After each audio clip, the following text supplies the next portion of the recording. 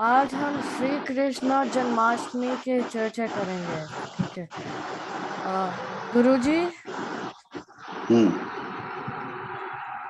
बोलिए।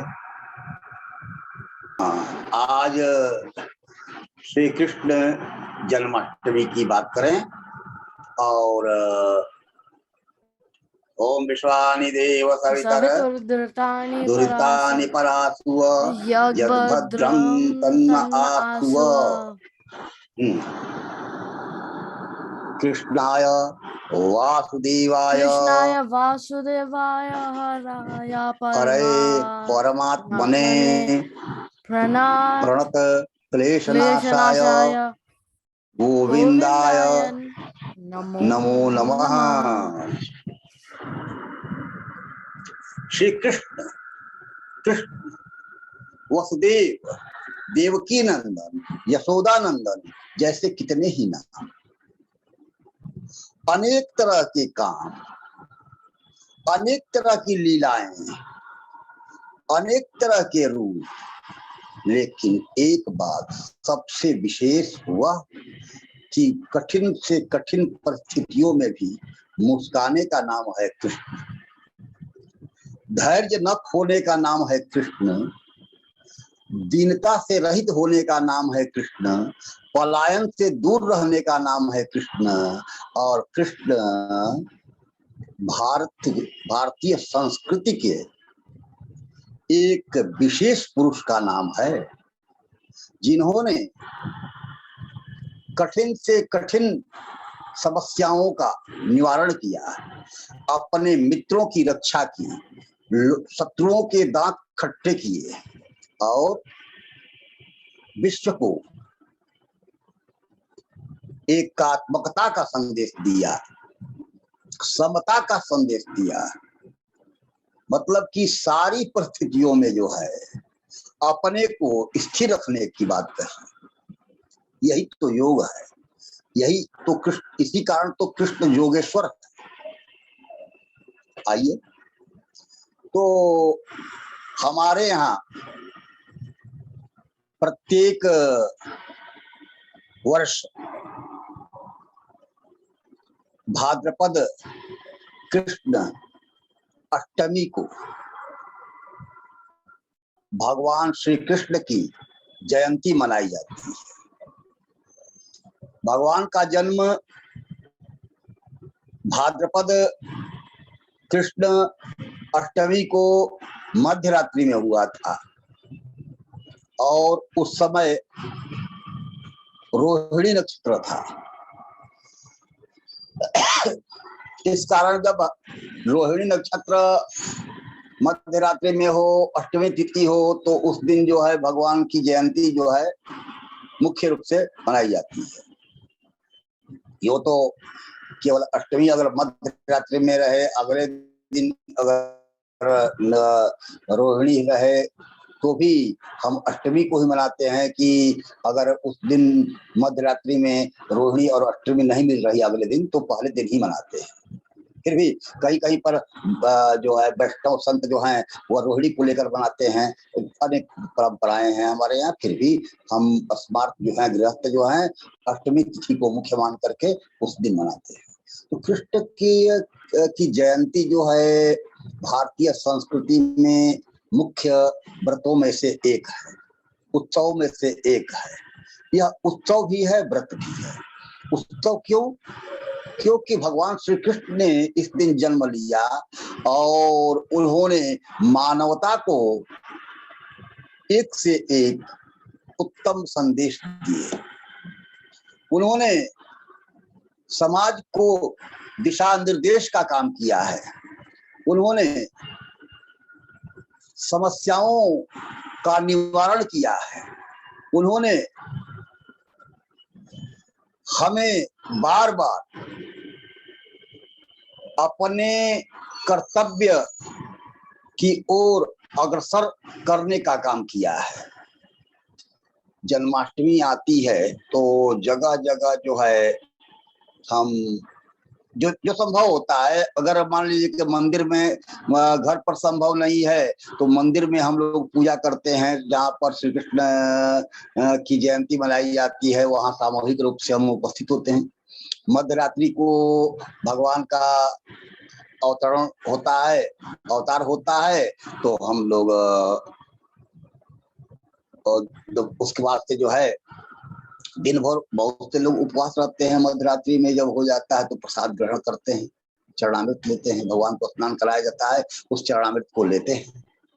घर पर संभव है तो घर पर जो है अगर चित्र आदि से आप जो है श्री कृष्ण, वसुदेव, देवकी, यशोदा, नंद, योग माया और गोकुल, मथुरा का चित्र बनाए। क्योंकि कृष्ण का जन्म जो है वह कंस के कारागार में हुआ था, कंस के जेल में हुआ था।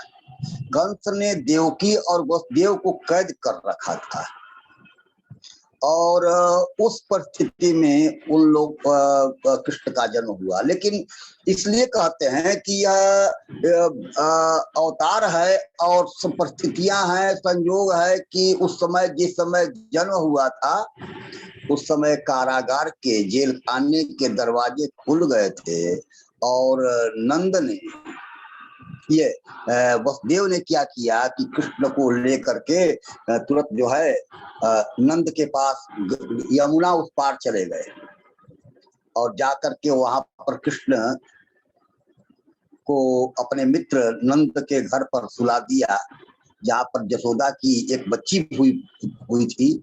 और ऐसा कहते हैं कि आकाशवाणी हुई थी कि हे वासुदेव, ये इस बच्चे को ले जा करके नंद के पास, नंद के घर रखाओ और वहां की बच्ची जो है उसको ले आओ। क्योंकि देखिए बात परिस्थितियां यह थी, ऐसी थी कि जिस समय देवकी और वसुदेव का विवाह हो रहा था, विवाह हो गया था और स्वयं उग्रसेन का पुत्र कंस, जो देवकी का भाई लगता था, वह जो है रथ पर बैठा करके और दोनों को ले जा रहा था विदाई में। इतना मानता था देवकी को, अपनी बहन को बहुत मानता था। लेकिन तभी आकाशवाणी हुई कि हे कंस, जिसे तुम ले जा रहे हो उसकी 8वीं संतान जो है तुम्हें मार डालेगी। मृत्यु से सबको डर लगता है, कंस को भी डर हुआ। लेकिन कंस ने सोचा कि 8वीं संतान ना, पहली दूसरी तीसरी नहीं ना। लेकिन फिर ऐसा कहते हैं कि नारद जी ने उसको समझाया कि 8वीं संतान किसको मानते हो, एक चक्र बनाओ, एक गोल बनाओ, उसमें 8 बिंदु बनाओ और इधर से कहीं से गिनोगे तो 8वीं संतान कौन हो जाएगी। 8वीं वहां से 8वीं, वहां से 8वीं, तो किसको 8वीं कहते हो। तो कंस समझ गया कि मतलब कि कोई भी संतान जो होगी 8वीं ही होगी और इसलिए उसको देवकी और वसुदेव को अपने कारागार में बंद कर दिया। वहां पर बच्चा पैदा होता था, जो भी बच्चा पैदा होता था उसको उठाता और दीवार पर पटकता, बच्चा मर जाता। इसी करता गया। 6 बार तो ऐसा कर चुका था वह। 7वीं बार जो है यही ईश्वर की माया से, योग माया ही कहिए, ईश्वर की माया कहिए, भगवान की माया कहिए, जिसके माध्यम से जो है वह देवकी का गर्भ जो है वह रोहिणी के गर्भ में चला गया है और रोहिणी के गर्भ में चला गया कि तब जा करके वह कुछ दिन के बाद जो है वह वही बलराम हुए। रोहिणी भी वसुदेव की पत्नी थी। वही बलराम हुए। तो वो भी मान गया कि अच्छा ये गर्भस्राव हो गया। लेकिन जब 8वीं संतान होने को थी तो वो सचेत था, और वही कृष्ण का अवतार है, वही भगवान विष्णु का अवतार है, वही भगवान साक्षात भगवान माने गए हैं। कृष्ण जो है साक्षात भगवान माने गए हैं। साक्षात भगवान का मतलब पूर्ण रूप में कहा गया, वन जाऊ खर्व श्रीरामी अकृपो कृप सकृपो कृप अवतारा दशई वैते कृष्णस्तु भगवान स्वयं। वन से जल में उत्पन्न होने वाला कौन है? मत्स्य अवतार। और वन का अर्थ जल भी होता है, वन का अर्थ जंगल भी होता है। तो फिर जंगल से उत्पन्न होने वाले वन जल से उत्पन्न होने वाले दो कौन कौन? एक मत्स्य अवतार, एक कच्छप अवतार। और वन का अर्थ जंगल जब होता है तो उसके भी दो अवतार हैं, उसमें भी दो अवतार हैं, शुक्र अवतार, वराह अवतार। ये शुक्र और वराह की है। शुक्र और वराह जो है, शुक्र अवतार वो वराह अवतार, और नृसिंह अवतार। खर्व कहते हैं बौने को, भगवान का वामन रूप, बौने का रूप में।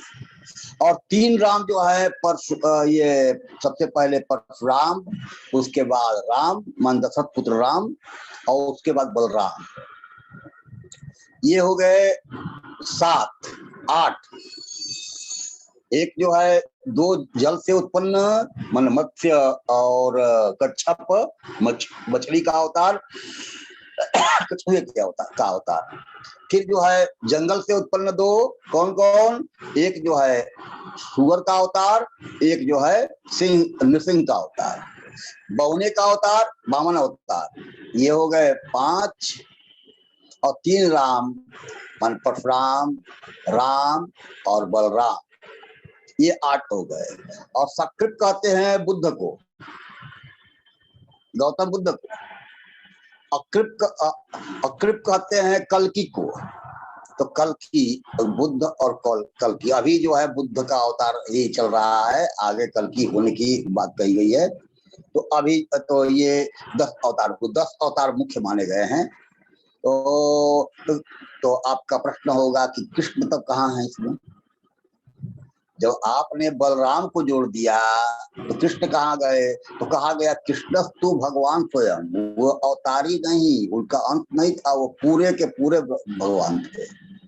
इसलिए तो खैर, तो उसके बाद से जो है वसुदेव जी जो है अपने मित्र नंद के यहाँ बच्चे को सुला दिया उन्होंने, और उनकी बच्ची को ले आकर के अपने घर रखा। कारागार का फिर फाटक जो है अपने आप बंद हो गया। कहते हैं कि जब वसुदेव जी लेकर जा रहे थे कृष्ण को, उस समय सभी पहरेदार जो है सो गए, एकदम बेहोश हो गए, और दरवाजा एकदम खुल गया। और यमुना का जल भी पहले तो उमड़ पड़ा, लेकिन बाद में जब कृष्ण के पांव को छू लिया यमुना ने, फिर वो अपने आप शांत हो गई, और आसानी से जो है वह नंद जी के यहाँ वसुदेव जी अपने पुत्र को रख करके उनकी पुत्री को लेकर के आ गए। आते ही दरवाजा बंद हो गया। इनके हाथ पांव जो जंजीरों से जकड़े हुए थे अपने आप जकड़ गए। यही कृष्ण है जो कि उसके बाद से जब कंस को पता चला कि बच्चा पैदा हुआ है, बच्ची है, तो भी वो आया, आकर के उस बच्ची को पकड़ा और बच्ची को उठा करके फेंका तो वह दीवार में, क्योंकि जितने बच्चे पैदा होते थे, मैंने पहले भी बताया आपको कि जितने बच्चे पैदा होते थे उसको पटक कर मार डालता, और जहां जहां मारता वो धब्बे हो जाते वहां। अब की बार जो हो क्या हुआ कि वह जो ही पटका त्यों ही वह बच्ची जो है उड़ गई आकाश में, और कहा कि ऐ कंस, तू मुझे क्या मारेगा, तुझे मारने वाला पैदा हो गया है। इतना कह करके वह योग माया जो है आकाश में उड़ गई, गायब हो गई। कंस ने आकाशवाणी सुनी, युग माया की वाणी सुनी और वह चिंता में पड़ गया। उसके बाद से क्या करने लगा कि वो जितने बच्चे पैदा हुए थे उस दिन जो है, उस समय जो है, उनको मरवाने का काम करने लगा, मरवाने लगा। उसी में जो है वह जो है मारते मारते जो है वह उसने पुतना को भेजा, उसने किसको भेजा, उसने बहुत से राक्षसों को भेजा। अनेक राक्षस आए, मारने का प्रयास सबने किया, लेकिन वे लोग मार नहीं पाए इस तरह से। और वही कृष्ण जो है अंत में क्या हुआ कि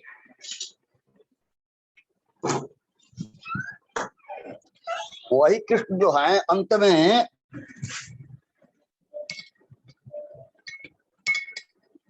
गोकुल में बढ़ते बढ़ते बड़े होते गए, और बड़े होते गए तो गोकुल में जो परिस्थितियां थी उसके अनुसार जो है वह काम करते गए। गायों को चराया, अनेक प्रकार की लीलाएं की, अनेक प्रकार, कभी माखन चुराया, कभी ग्वाल बालों के साथ रहते थे। इस तरह से करते करते जो है वह वहां पर बड़े होने लगे। और बड़े होते होते उसके बाद से कृष्ण का यह जो है अनेक प्रकार का खेल, उसके बाद से वहां से कुछ बड़े होते हैं। और इधर क्या होता है कि नंद के यहाँ लीलाएं तो कर ही रहे थे, लेकिन जब कंस को पता चलता है कि यह जो बालक है कृष्ण वही वसुदेव का पुत्र है, तो अक्रूर को भेजते हैं, मथुरा से बुलाता है राजा कंस। और उसके बाद से उसको मारने का, कृष्ण को, बलराम को मारने का अनेक प्रयास करता है, लेकिन कृष्ण उसको मार डालते हैं। उसके बाद से फिर वहां पर अब मथुरा में रहने लगे हुए और अपने माता पिता के पास, माने देवकी और वसुदेव के पास रहने लगे। और इसके बाद से फिर उनका आगे का रूप जो होता है, अब जो है यह बालपन और किशोरावस्था बीत जाती है। उसके बाद से जो है वह अब संदीपनी के यहाँ, महर्षि संदीपनी के यहाँ पढ़ने के लिए जाते हैं। उसके बाद से वे युद्धवीर भी हो जाते हैं, अनेक प्रकार के योद्धाओं को भी मारते हैं। तो बचपन से ही उन्होंने कई राक्षसों का संहार किया है, लेकिन वह लीला है, वह खेल में हुआ। लेकिन वास्तव में कृष्ण बड़े योद्धा भी हैं, कृष्ण बड़े नीतिवान हैं, नीतिज्ञ भी हैं। कृष्ण ने जो है महाभारत के युद्ध में अर्जुन को गीता का उपदेश दिया। उन्होंने प्रतिज्ञा की थी कि मैं तो हथियार नहीं उठाऊंगा, महाभारत युद्ध में उन्होंने उठाया नहीं, लेकिन उन्होंने उपदेश दिया है। और उसी उपदेश के वह उपदेश जो है, गीता का उपदेश जो है, वह मानवता के लिए सबसे बड़ी धरोहर है। इसलिए धरोहर है कि उस गीता में जो बातें कही गई हैं, कर्म योग की, ज्ञान योग की, भक्ति योग की, 3 तरह की बातें कही गई हैं। कर्म योग मेहनत करना है, भक्ति करनी है, और ज्ञान मतलब मोक्ष को प्राप्त करना है, जीवन के अंतिम मूल्य को भी प्राप्त करना है। यही जो है कृष्ण का महत्व है। और इसलिए जो है कृष्ण जो है आज भी हमारे सामने हैं। आज भी जो समाज में परिस्थितियां पैदा हो रही हैं, अनेक प्रकार के जो आतंकवाद फैल रहा है, उनके निवारण करने के लिए कृष्ण के संदेश को, कृष्ण के स्वरूप को, कृष्ण के ज्ञान को, कृष्ण की भक्ति को, कृष्ण के कर्म को और कृष्ण के हर जो रूप हैं उनको याद करने की जरूरत है। तभी हम आज जो है अपनी रक्षा कर पाएंगे, समाज की रक्षा कर पाएंगे, देश की रक्षा कर पाएंगे, विश्व की रक्षा कर पाएंगे। इसलिए कृष्ण आज भी हैं, तो भगवान के रूप में भी है, मनुष्य के रूप में भी याद करें तो मनुष्य का जो उन्होंने कर्तव्य किया है, लीला की है, जो अपने मित्रों की रक्षा की है, अपने देश की रक्षा की है, शत्रुओं का संहार किया है, वह आवश्यक है। और इसलिए कृष्ण को हमें याद करना चाहिए। जन्माष्टमी मनाने का मतलब यही है, जन्माष्टमी मनाने का भी उद्देश्य यही है कि हम कृष्ण को याद करें और उनके उत्सव में, वैसे जन्मोत्सव में जो है अपने को लगाएं और सीखें कृष्ण ने क्या अच्छा उपदेश दिया है समाज कल्याण के लिए, उनको हम ले। और यही जो है भगवान की लीला है, भगवान की भक्ति है। और जो भी संभव है, उपवास रखना संभव है तो रखिए, नहीं संभव है तो उतना भगवान को याद कीजिए। सबसे आसान मंत्र है ओम नमो भगवते वासुदेवाय। ओम नमो भगवते वासुदेवाय। इस मंत्र का जो है जप करें, संभव है तो श्रीमद् भागवत महापुराण पढ़ें, संभव है तो गीता पढ़ें, ये सब पढ़ना चाहिए। और कृष्ण की लीलाओं को याद करने के लिए भागवत जो है बहुत बढ़िया है। सूरदास जी ने भी बहुत पद लिखे हैं और उनको भी याद करना चाहिए। ऐसे बहुत लोगों ने, बहुत कवियों ने भी कृष्ण का गीत गाया है। क्योंकि हमारे धर्म में, हमारी संस्कृति में कृष्ण और राम दो जो हैं बहुत बड़े रूप हैं और बहुत हर समय, हर युग में, हर परिस्थितियों में इन्हें याद करने की जरूरत है। ये दोनों जो हैं हमारी रक्षा करने वाले हैं। इसलिए जिस रूप में जहां भी हो हमें भी बल देते हैं। इसलिए कृष्ण जन्माष्टमी मनाना चाहिए। कृष्ण जन्माष्टमी के रूप में जो भी आप कर सकते हैं वह करें। इन्हीं शब्दों के साथ विराम। ओम विश्वानि देव सवितर दुरितानि ओम परास्व विश्वामिदेव तन्नास्व। सवितृ दुर्तानि परास्व यज्ञभद्रं तन्नास्व। ओम सहनावतु भवतु सहनौ सहनौ भुनक्तु भुनक्तु सह सह वीर्यं वीर्यं करवावहै करवावहै तेजस्विनावधीतमस्तु तेजस्विनावधीतमस्तु मा विद्विषावहै। वही। ओम शांति, ओम ओम शांति शांति, शांति। शांति।